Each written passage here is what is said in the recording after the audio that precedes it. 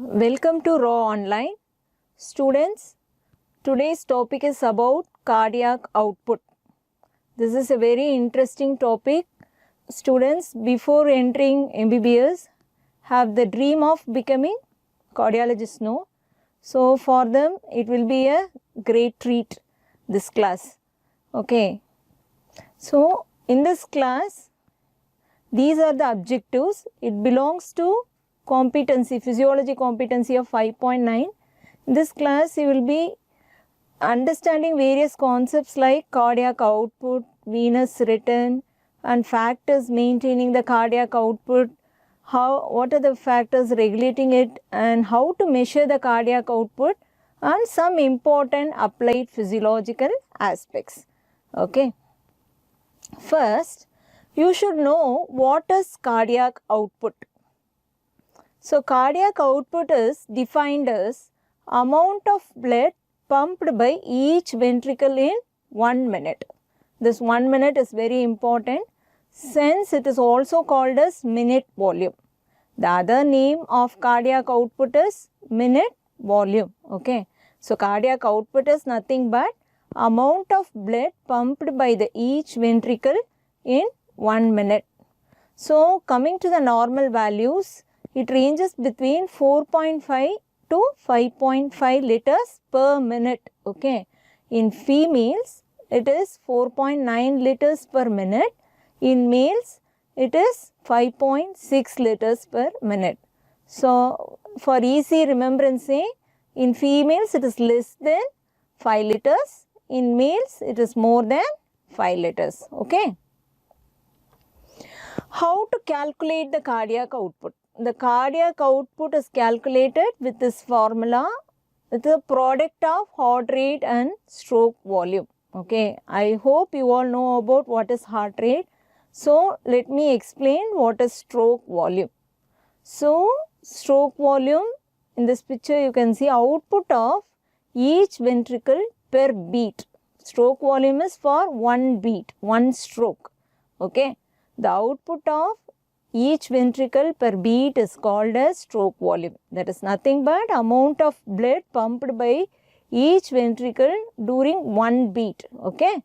The resting value is 70 ml per beat.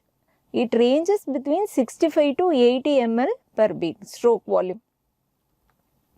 So, how to calculate the stroke volume? So, you have to minus N systolic volume from the N diastolic volume. So, let me explain what is N diastolic volume and N systolic volume. So, N diastolic volume is volume of blood remaining in the ventricle at the end of diastole. That is nothing but how much of blood remains in the ventricle after diastole. Okay. It is about 120 ml. Okay. It is about 120 ml. N systolic volume, it is volume of blood in the ventricles at the end of systole. Okay, it is about 50 ml. Okay, so stroke volume will be N diastolic volume minus N systolic volume, that is 120 ml. N diastolic volume is 120 ml. N systolic volume is 50 ml. So, 120 minus 50, it is about 70 ml. Okay. So, you have to understand three more new terms. Okay. Cardiac index, ejection fraction, and one more thing, cardiac reserve. So, what is cardiac index? Cardiac index is representing the cardiac output in terms of body surface area. Okay. You are representing the cardiac output in terms of body surface area. The normal value of cardiac index is 3 liter per minute per square meter of the body surface area. It ranges from 2.5 to 4.2 liters per minute of the square meter. It is higher in children and female as it is we are representing per surface area. Okay. Then very important definition, that is ejection fraction. Okay, it is represented as EF. Okay, what is ejection fraction? It's a fraction of what?